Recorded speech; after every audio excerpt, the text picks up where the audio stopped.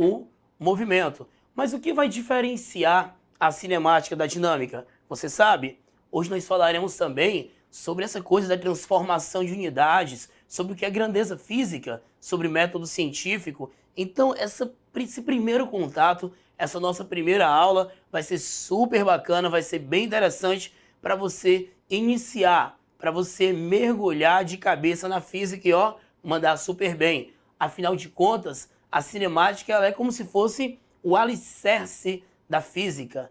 A cinemática, ela é a mecânica, ela é a base da física. Então não tem como você ter um caminhar bacana nos seus estudos em física se você não estiver ali mandando bem na mecânica, não tiver se apropriado ali da cinemática. Beleza?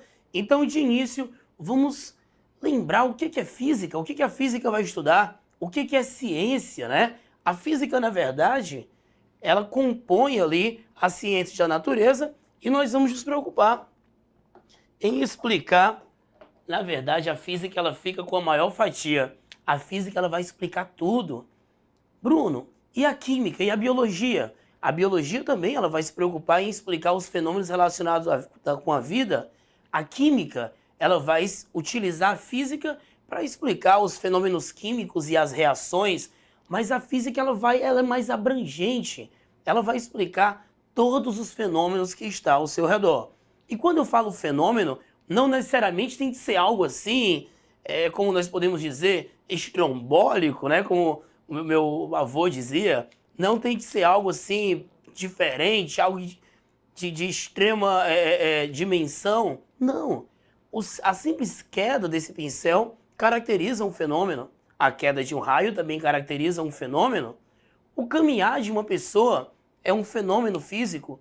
Então, quando eu falar de fenômeno físico, você já tem essa associação de que não necessariamente tem que ser algo gigantesco, algo bem diferente, bem fora do comum. Beleza? Então, para iniciarmos, vamos lembrar o que é o tal método científico. O que os cientistas fazem para demonstrar? O que os cientistas fazem para demonstrar, para formular alguma lei, algum teorema? Será que é simplesmente, eu quero que seja assim e pronto? Na verdade, não, pessoal. Você tem ali uma sequência de experimentos, você tem uma sequência de decisões sistemáticas, né, a serem tomadas. Então, o método científico, na verdade, hoje, o mais utilizado, que é o método hipotético-dedutivo,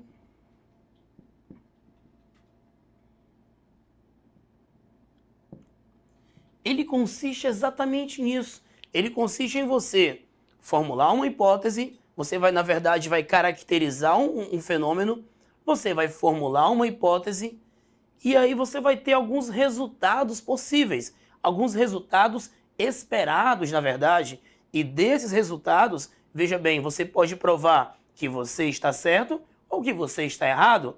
Quem revolucionou o método científico foi um camarada chamado Galileu Galilei, quando ele subiu na Torre de Pisa e abandonou do alto da torre dois objetos de mesma dimensão, porém com massas diferentes, para provar, sabe o quê?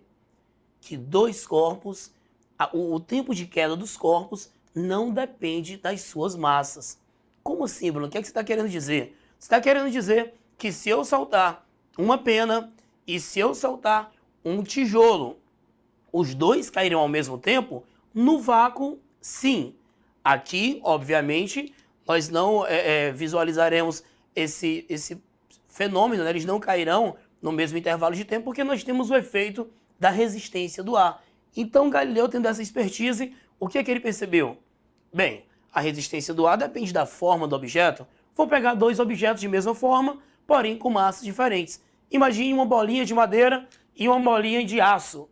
Quem é mais pesado? Obviamente, a bolinha de aço, não é isso? Entretanto, ele observou que ambos caíam no mesmo intervalo de tempo. Ou seja, já começa com essa dica. Se aparecer qualquer coisa na sua prova a respeito disso, lembra, o tempo de queda não depende das massas dos objetos. Beleza? Então, o que nós fazemos hoje é o método hipotético dedutivo. Por exemplo, hipótese: será que a água conduz a eletricidade? E aí você vai realizar o quê? Uma série sistemática, né, de ações para provar que você está certo ou provar que você está errado. E você vai fazer experimentos, né? E desses experimentos você vai tirar suas conclusões, formulando aí leis, formulando aí teoremas. Beleza? Então, deu para compreender? Deu para entender mais ou menos o que é o método científico? Nós temos também o método indutivo. O método indutivo é aquele que ele vai se repetindo tanto que você vai observando ali alguns detalhes. Por exemplo, uma situação interessante. Nós sabemos que os mamíferos têm pelos. E você sabe que o gato tem pelo. E você sabe que a vaca tem pelo. Você sabe que o cachorro tem pelo. Então, se o cavalo tem pelo, ele vai se englobar ali naquela fatia dos mamíferos. Obviamente, nós podemos sim ter um mamífero aí sem pelos, que tem alguma anomalia genética, né? Esse é o método que nós chamamos de método indutivo. Beleza? Mas vamos iniciar aqui os nossos estudos mesmo, aprofundar os nossos estudos de cinemática. Porém, para falarmos de cinemática, antes precisaríamos caracterizar o que é uma grandeza física. O que é grandeza física? Grandeza física é tudo aquilo que pode ser medido. Se pode ser medido, é uma grandeza física. Por exemplo, a massa de uma pessoa é 100 kg. Olha a grandeza. A massa, 100 kg. A velocidade de um automóvel é de 80 km por hora. Você não está me vendo pessoalmente, mas se você me visse pessoalmente, você perceberia que eu tenho 1,82 m de altura. Então também caracteriza uma grandeza física. Agora você percebeu que toda grandeza física ela vai vir acompanhado. Você tem a grandeza a ser medida, você tem o valor e você tem uma unidade. Vamos recapitular o que eu falei. Eu disse que a massa de uma pessoa era 100 kg. Eu disse que a minha altura era 1,82 metros. E eu disse que... até esqueci o outro que eu falei. Vamos dizer que a temperatura dessa sala é de 22 graus Celsius. Então veja bem, a grandeza física é tudo aquilo que pode ser medido. E aí você terá aqui, ó, sempre um módulo da grandeza. Sim, e sempre vai vir acompanhado de uma unidade. Módulo e unidade. O módulo é o valor. Veja bem, a velocidade é a grandeza. 80 é o módulo. E qual a unidade? Quilômetros por hora. Daqui a pouco vamos ver como transformar essas unidades aí. A altura, a grandeza que está sendo medida, a altura, o valor, 1,82. E a unidade é o metro. Então deu para sacar que a grandeza física ela vem acompanhada do módulo e da unidade, beleza? Então vamos para frente.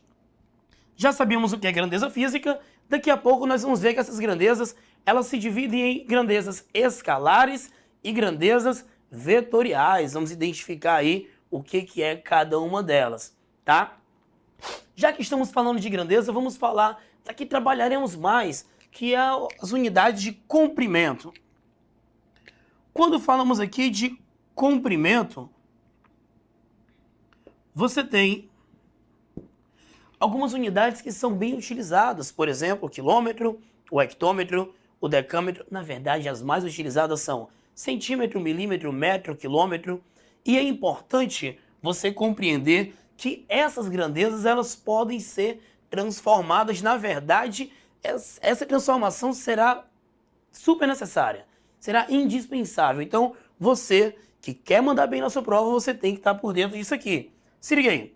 Comprimento nós temos quilômetro, temos o hectômetro, temos o decâmetro, o metro, o decímetro, o centímetro e o milímetro. Olha que maravilha, ó. Quilômetro, hectômetro, decâmetro, metro, decímetro, centímetro e milímetro.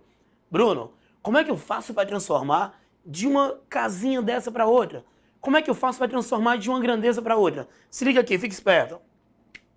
Sempre que você for caminhar para a direita, cada casa dessa você vai multiplicar por 10. Então, se você caminhar uma casa, você vai multiplicar por 10. Se você caminhar duas casas, você vai multiplicar por 20, será? Não, não. Será 10 vezes 10, 100. Andei 3 casas, eu quero vir do quilômetro até o metro, ó. 10 vezes 10 vezes 10, 1000. Ah, é mesmo. 1 quilômetro tem 1000 metros. 5 quilômetros, obviamente, é só multiplicar por 1000, 5.000 metros. Gente, se daqui pra lá, cara, se daqui pra lá é multiplicando, de lá pra cá vai ser como? Ô, meu querido, vai ser o inverso, ó. Vai ser dividindo, olha aí. Toma. Dividindo por 10, ó. 10, mais uma vez, 10, e aqui, ó, 10. Beleza? Você pode verificar que tem isso aqui no seu material, você vai ver que é uma coisa bacana e vai te ajudar bastante. Outra grandeza que nós vamos trabalhar muito, principalmente na cinemática, é o tempo. E essa aqui, meu amigo, soa até intuitivo. Porque nós usamos tanto essa grandeza,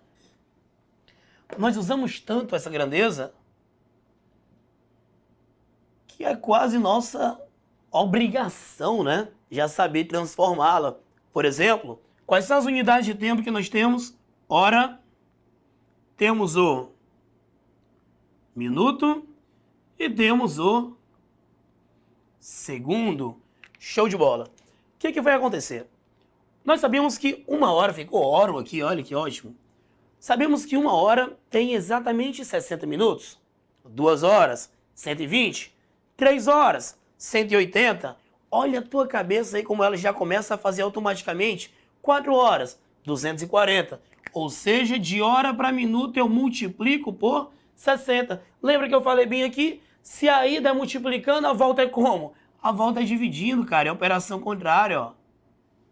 E aí? O mesmo esquema daqui para cá. De minuto para segundo. Multiplica. Daqui para cá. Divide. E aí, deu certo? Compreendeu? Show de bola. Bruno, mas eu quero dar aquele salto. Eu quero ir de hora para segundo. Eu quero vir logo daqui para cá, ó. Pá, como é que eu faço isso? Você vai multiplicar por 60 vezes 60. Vai ficar quanto?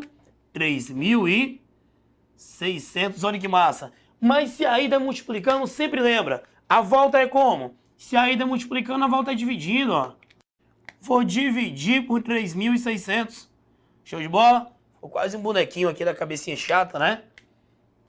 Pois vamos pra frente. Deu para compreender essas duas grandezas? Chamei a atenção para elas porque vamos trabalhar demais. Daqui a pouco vamos trabalhar com velocidade também. Show de bola? Outra coisa que você tem que estar por dentro. Notação científica.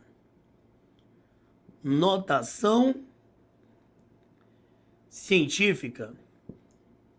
Imagina o seguinte, você está resolvendo uma questão de gravitação universal. E essa que é a questão, ela trabalha com a distância do Sol até a Terra, ou a distância da Terra até a Lua, ou a distância entre duas galáxias. Você tem noção aí o tamanho do número que você precisa trabalhar? Ou vamos fazer o contrário. Você vai trabalhar em algo na escala nanométrica. Nanômetro, ó. É 0,000000001 metro. Até cansei de tanto zero. Já pensou você trabalhando com esses números enormes ou bem pequenos? Você fica bem mais suscetível ao erro. Então, nós usamos o quê? O recurso da notação científica. Todo número pode ser escrito em notação científica. Então você aí, pensa no número. Esse número que você acabou de pensar, eu posso escrevê-lo em notação científica. Escrever em notação científica é escrever o número nesse formato aqui, ó. Um número vezes 10 elevado a um certo expoente. Cuidado! Esse número da frente aqui, ele tem que estar compreendido entre 1 e 10. Ele tem que ser maior ou igual a 1, tem que ser menor do que 10. Beleza? E esse expoente aqui, o que ele vai identificar? O expoente indica o número de casas decimais que a vírgula se desloca. Número de casas decimais que a vírgula se desloca. Beleza.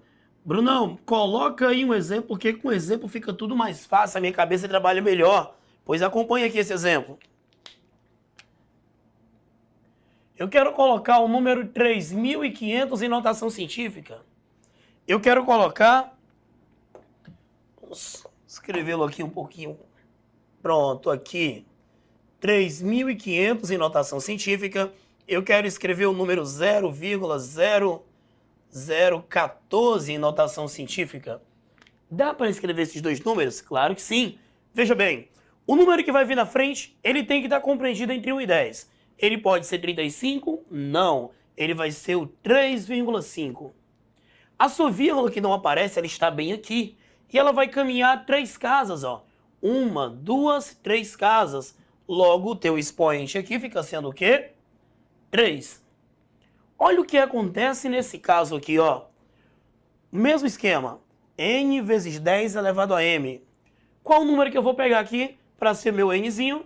Vai ser 1,4. Por que não 14? Porque é maior do que 10.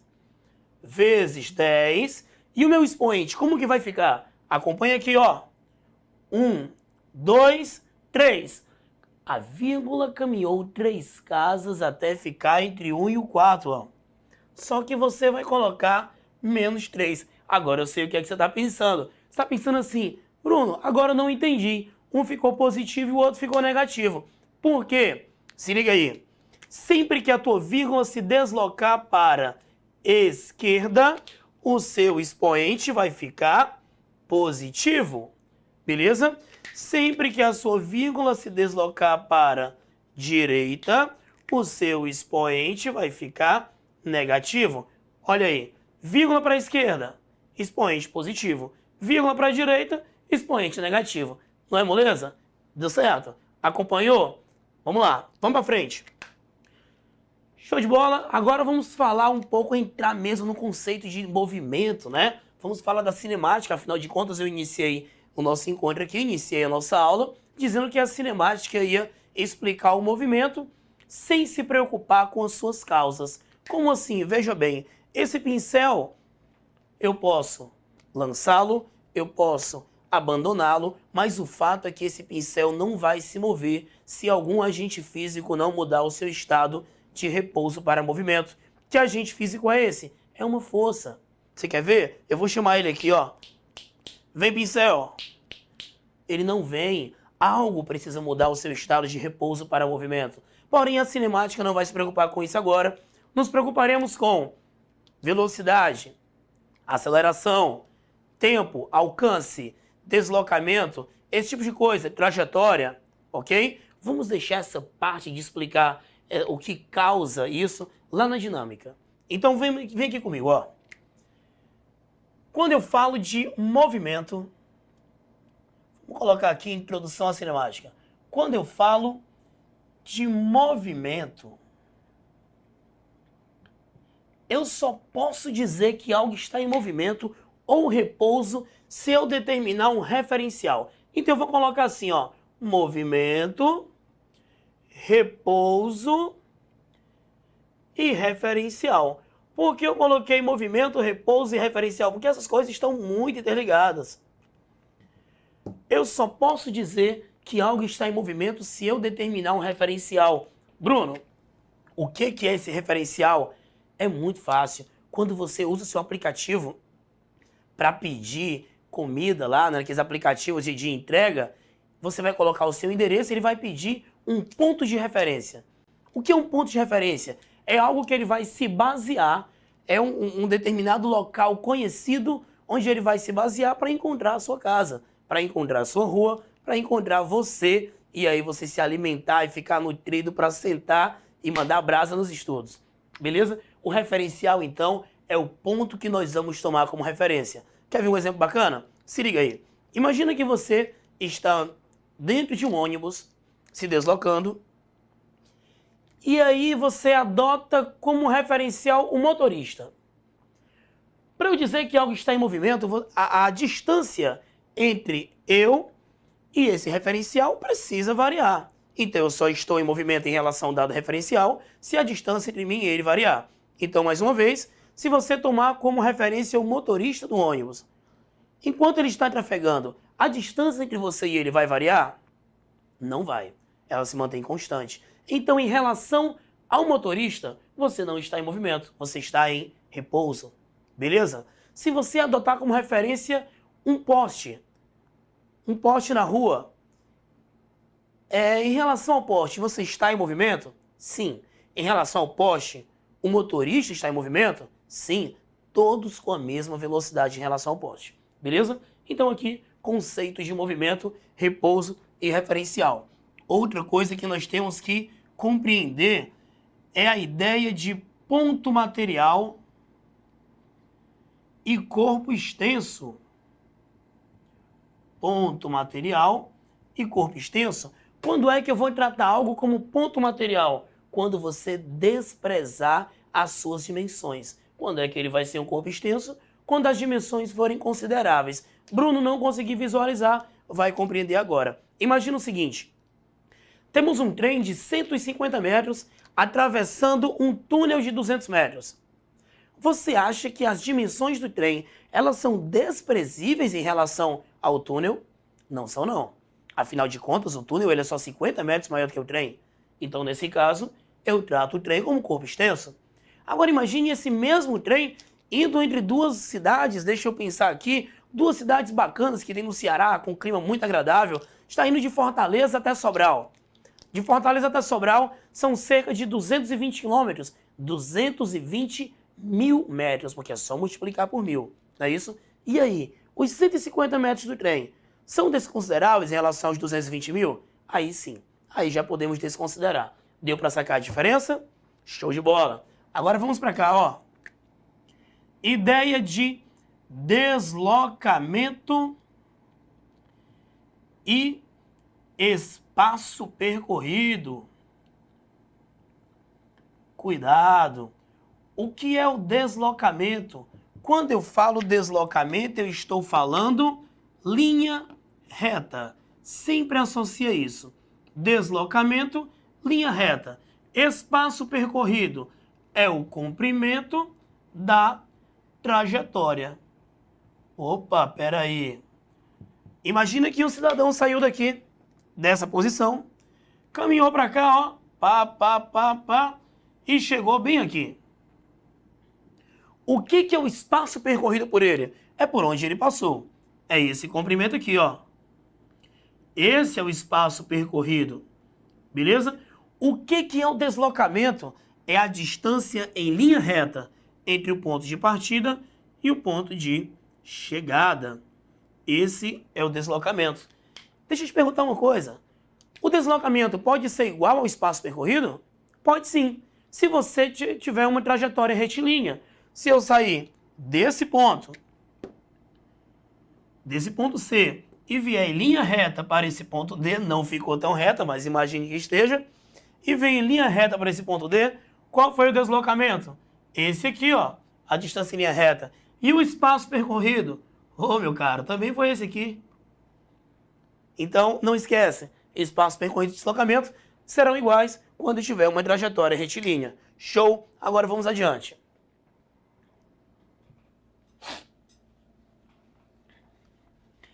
Vamos compreender agora a tão esperada. Eu sei que você estava sedento por essa parte, louco para fazer a parte de cálculo, né?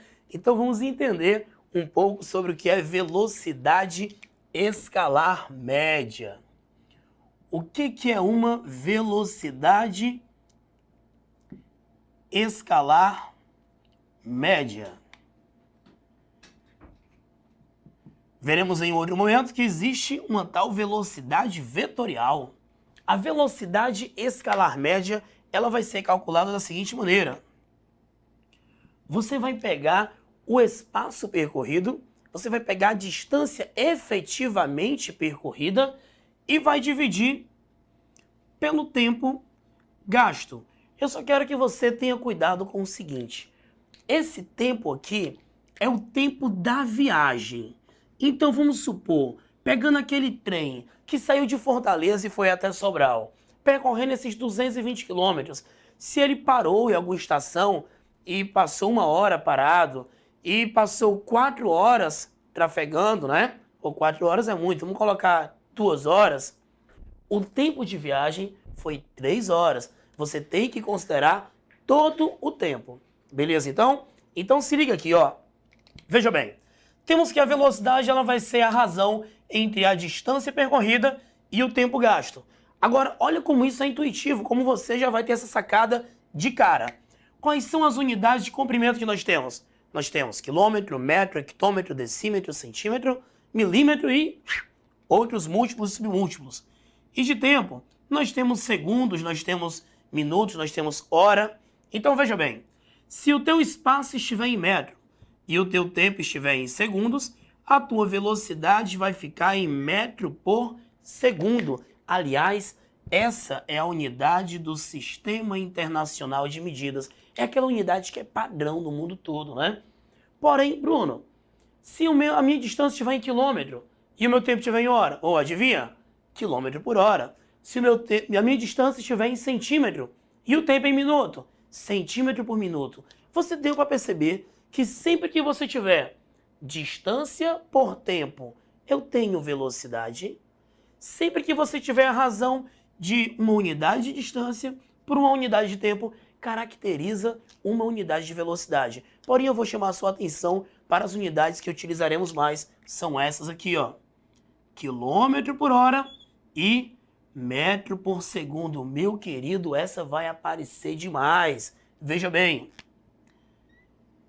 a transformação de quilômetro por hora para metro por segundo, você vai pegar o valor da velocidade e vai dividir por 3,6. Lembra? Se a ida é dividindo, a volta é como? Multiplicando. Bruno, por que 3,6? 1 hora tem 3.600 segundos. 1 quilômetro tem 1.000 metros. Olha quanto que dá essa razão? 3,6. Só para você compreender aí o porquê do 3,6. Show de bola? Então vamos para cá, ó. Tem alguns casos específicos, especiais, que eu vou falar daqui a pouco, mas antes eu vou te dar aqui um toque, um negocinho que pode te ajudar bastante. Parece bobagem, mas faz isso aqui no teu caderno e no teu material, ó. Faz esse triângulozinho. Coloca assim, ó. V. Aqui você coloca a distância, aqui você coloca o tempo. Porque nem sempre a questão vai querer que você encontre a velocidade. Ela pode pedir a distância ou ela pode pedir o tempo. Se liga aí. Se a questão te pedir a velocidade, o que é que você faz? Você coloca a mãozinha aqui fechando ela, ó. Se a questão quer a velocidade, eu estou vendo que a velocidade vai ser quem? A distância sobre o tempo. Pronto. Foi. Mas aí eu fiz a questão e ela não quer a velocidade, ela quer a distância. Bem, se ela quer a distância, eu vou fechar a distância. Botei a mão aqui, ó. E aí, a velocidade está em cima do tempo? Não, está do lado. Se está do lado, quer dizer então que é vezes, ó. Eu estava resolvendo a questão e ela pediu o tempo de encontro, o tempo que um automóvel leva a percorrer uma certa distância. O que é que eu faço aqui? Eu coloco a mãozinha e fica, ó, ΔS sobre V. E aí, pegou? Compreendeu? Show de bola. Tem dois casos especiais aqui que eu quero chamar a sua atenção. Veja bem. Casos especiais. Não é que esse caso pode aparecer na tua prova, ele já está lá. Ele já apareceu tantas vezes que eu acredito que ele já vai estar lá te esperando. Só que você é um aluno alfartano, você vai mandar bem, você não dá bobeira. Então se liga aí, ó. Esses casos especiais.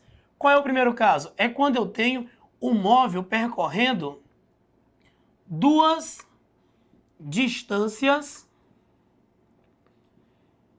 iguais. Por exemplo, a questão vai dizer: o móvel percorre a primeira metade de um percurso com velocidade de 90 km por hora e a outra metade com 60 e vai te pedir a velocidade média total. E aí você pensa que é a média das velocidades e não é. Não é. Você vai fazer o seguinte, ó. A velocidade total vai ser 2 vezes V1 vezes V2 sobre V1 mais V2. Tem duas formas de fazer. tem uma forma mais complicada sem usar esse recurso, mas por aqui, ó, sai bem mais fácil. Show? O outro caso é quando temos o quê? Tempos iguais. Tempos iguais. E aí, se você tiver tempos iguais, nesse caso sim, a velocidade média total vai ser igual à média das velocidades. Deu para compreender? E aí, vamos fazer uma questão? Show de bola? Acompanhe aqui comigo a primeira questão.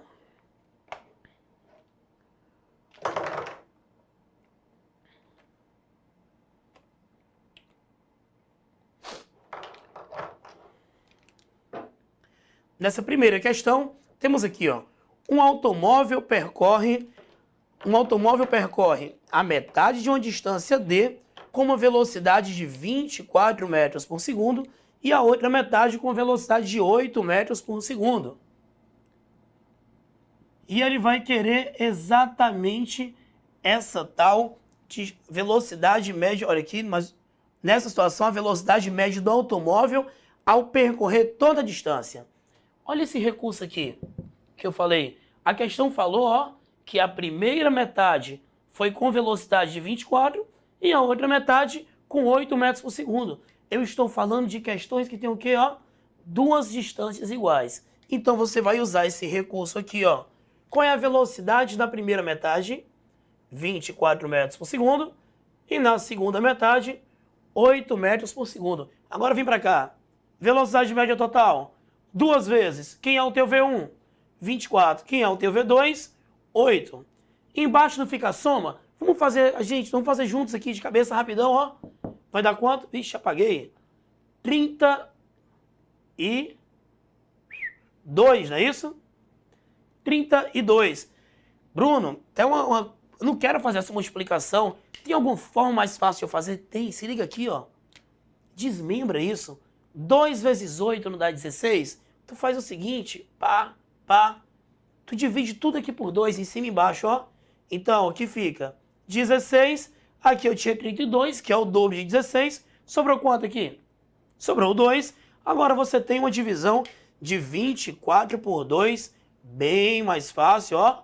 Quanto é a sua velocidade média total? 12 metros por segundo. Qual o item correto? Item A. Show de bola.